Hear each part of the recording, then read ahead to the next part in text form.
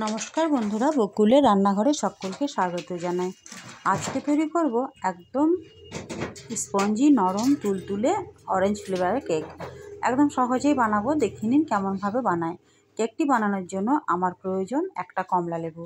কমলা লেবুটাকে খোসাটাকে ছাড়িয়ে তারপর কোষগুলোকে বের করে আমি একটুখানি জুসটাকে বের করে নেব। আর আমার দরকার একটা ম্যাঙ্গো ফুটি। ফুটির মধ্যে কিছুটা ড্রাই ফ্রুট ভিজিয়ে রেখে দেবো। যে ম্যাঙ্গো ফুটিগুলো 10 টাকা দামের আছে সেগুলো। এগুলো কিন্তু কেক রেসিপিতে, অরেঞ্জ ফ্লেভারের কেক রেসিপিতে বেশ কাজে দেয়। তো আমি ফুটিটাকে, এই কাজটা আমার মেয়ে করে নিচ্ছে, একটু হেল্প করে দিচ্ছে। তো ফুটিটাকে বের করে তারপর তার মধ্যে ড্রাই ফ্রুটগুলোকে ভিজিয়ে দেবো। বের করা হয়ে গেছে। এখানে কাজু আর কিশমিশটাকে আমি ভিজিয়ে দিচ্ছি। আপনারা চাইলে টুটি ফুটিটাকেও দিতে পারেন। আমার কাছে টুটি ফুটি আনা ছিল না, তো আমি দিইনি। আপনারা দিয়ে দেবেন, যেহেতু বাচ্চাদের একটু কালারফুল জিনিস বেশি পছন্দ। বাচ্চাদের জন্য যদি বানান তো আপনারা অবশ্যই কিন্তু টুটি ফুটিটা দিয়ে দেবেন। এবার দরকার আমার দুটো ডিম। ডিমগুলো কিন্তু আমি নর্মাল রেখেছিলাম, ফ্রিজের ডিম নয় এগুলো। এবার ডিমগুলো ভালো করে ফেটিয়ে নেব। তারপরে সব উপকরণ ধারে কাছে নিয়ে নিয়েছি। কাছাকাছি ফাটানোর সময় সবগুলোই কাজে লাগবে। আমি হ্যান্ড উইচ দিয়ে ফাটাচ্ছি, আপনারা চাইলে ইলেকট্রিক বিটার দিয়েও এটাকে ফেটিয়ে নিতে পারেন। আমার কাছে আছে ইলেকট্রিক বিটার, কিন্তু হ্যান্ড উইচ দিয়েও ভালো আমার কাজে দেয়, সেই জন্য আমি হ্যান্ড উইচ দিয়ে এই কাজটা করে নিচ্ছি। তারপর দিয়ে দেবো 1 বাটি চিনি। চিনিটাকে আমি গুঁড়ো করে রেখেছিলাম আগের থেকে। যেহেতু আমি 1.5 পাউন্ডের বানাবো, তাই মিষ্টিটা আমার এতটাই লাগবে। 1 বাটির মতো চিনি এখানে লাগবে, আর 150 গ্রামের মতো আমি ময়দা দেবো। তো আপনারা মিষ্টিটা নিজেদের কম বেশি করে নিতে পারেন। আর চিনিটা গুঁড়ো করে দিলে কিন্তু সুবিধাটা বেশ ভালো হয় কেকটা। আর এবার দেবো 1/2 কাপের মতো তেল। এই যে 1/2 কাপ মতো, 1 কাপই ছিল, একটুখানি কম ছিল। তেলটাকে দিয়েও আরেকবার ফেটিয়ে নেব। তারপর যে ময়দাটা আমি আগের থেকে চেলে রেডি করে রেখেছি, সেই ময়দাটাকে এটার মধ্যে অ্যাড করে দেবো। আর আমি কমলা লেবুটাকে ভালো করে জুসটাকে বের করে নিয়েছি, খোসাটাকে ছাড়িয়ে। বীজগুলো আগে ফেলে দিয়েছিলাম, তারপর ভালো করে মিক্সার মেশিনে বেটে সেটাকে ছাঁকনি দিয়ে জুসটাকে বের করে নিয়েছি। এবার ময়দাটাকে দিয়ে দিলাম। 150 গ্রামের মতো আমার ময়দা ছিল। আপনারা যদি বেশি বানাতে চান বা কম বানাতে চান সেই হিসাবে পরিমাণগুলো নেবেন। আর এখানে যে কাজু আর কিশমিশটাকে ভিজিয়ে রেখেছিলাম ম্যাঙ্গো ফুটিটার মধ্যে, সেটাকে এবার দিয়ে দিচ্ছি। এখন আমি জলটাকে ইউজ করছি না, আশা করি আমার জলের প্রয়োজন পড়বে না, কেননা ওদিকে আমার জুসটা রয়েছে আর এদিকে কিন্তু ফ্রুটিটা ছিল। আর যেহেতু ময়দা একটু চিটচিটে ভাব, সেহেতু একটু হাতটা কষ্ট লাগছে। এবার আমি চামচটাকে ভাবছি ব্যবহার করব। তার আগে দেখে নিচ্ছি কতটা আমি হ্যান্ড উইচ দিয়ে করতে পারছি কাজটা। ভালো করে ফাটাতে হবে যাতে দলা পেকে না থাকে।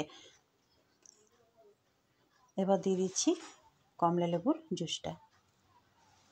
একদম অরেঞ্জ ফ্লেভার কিন্তু এটা নিয়ে আসে। একবার হলেও ট্রাই করে দেখতে পারেন, সব বাচ্চার কিন্তু পছন্দ লাগবে। আর যেহেতু বাড়িতে বানানো, সেহেতু জিনিসটা অনেক টেস্টি হবে আর হেলদিও হবে। বাচ্চাদের জন্য একদম পারফেক্ট, কোনো কিছু কেমিক্যাল এর মধ্যে থাকছে না। তার জন্য আর আমি মাইক্রো ওভেনেও করবো না, আমি যেহেতু গ্যাসের চুলাতেই করব, সেহেতু কেকটা কিন্তু খুব ভালো হবে।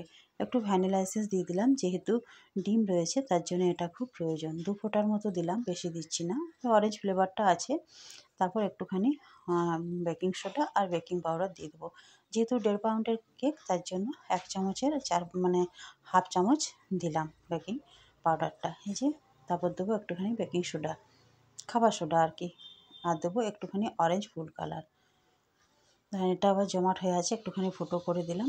এগুলো যেহেতু বাড়িতে কেক বানানো হয়, সব সরঞ্জামগুলো এগুলো রয়েছে। এটা কিন্তু কেকের দোকান থেকে পাওয়া যায়, এটা কিন্তু কোনো ক্ষতি করে না, আর কোনো কেমিক্যাল কালারও নয়। আর এটা সম্পূর্ণ অপশনাল, যদি আপনারা না চান তো নাও দিতে পারেন। আমি কালারের জন্য একটুখানি দিয়ে দিলাম, যেহেতু অরেঞ্জ ফ্লেভারের বানাবো, সেই জন্য কেকটা একটু অরেঞ্জ হলে দেখতে ভালো লাগবে, বাচ্চাদেরও পছন্দ হবে আর নিজেদেরও দেখতে ভালো লাগবে। তার জন্য 2 ফোঁটার মতো দিয়ে দিলাম।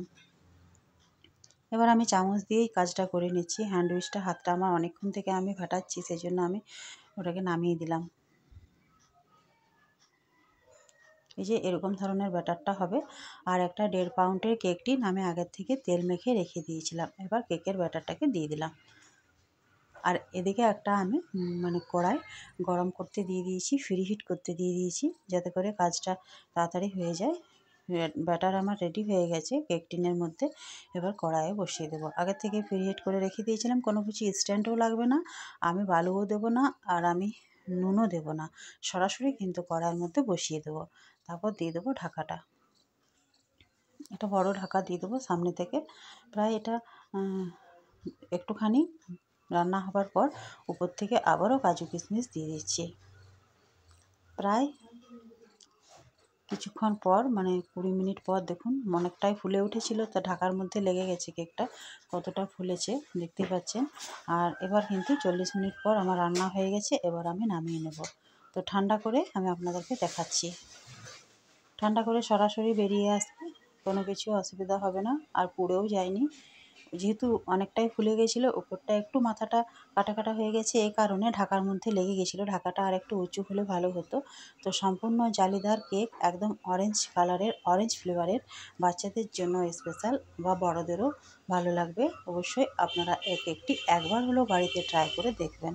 অতি সহজে হয়ে যায়, অত্যন্ত স্পঞ্জি হয় কেকটা। আমি একটু কেটে দেখিয়ে দিচ্ছি কি কতটা স্পঞ্জি হবে, কতটা জালিদার হয়েছে।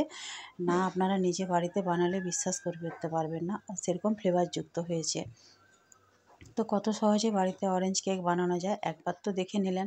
আমি কোনো কিছু ব্যবহার করিনি, না আমি টিস্যু পেপার দিয়েছিলাম, না গিয়ে আমি মানে স্ট্যান্ড বসিয়েছিলাম, সরাসরি আমি আগুনের মধ্যে বসিয়েই কাজটাকে করে নিলাম। আশা করি আপনারা দেখেই বুঝতে পারছেন যে কেকটা আমার কীরকম হয়েছে। আমি বড়দিনে বানিয়েছিলাম, বড়দিনে ভিডিওটা শেয়ার করতে পারিনি, তার জন্য আমি 2 দিন পর দিচ্ছি। তো আপনারা চাইলে বাড়িতে এভাবে বানিয়ে নিতে পারেন, বাচ্চাদের মানে ইচ্ছে মতো বা নিজেদেরও খেতে মন চাইলে।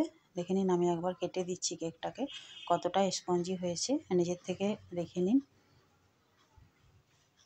আর আমাকে যেহেতু বড় করে বানাতে হয়, আমার বাড়িতে অনেকগুলো বাচ্চা রয়েছে, সবাইকে দিতে দিতেই আমার শেষ হয়ে যায়, সেই জন্য আমি একটু বড় করেই বানিয়েছি। চাইলে আপনারা 1 পাউন্ডেরও বানাতে পারেন। তো আজকে কেকের রেসিপি আপাতত এটুকুই। কেমন লাগলো আমাকে অবশ্যই জানাবেন। সকলকে গুড বাই।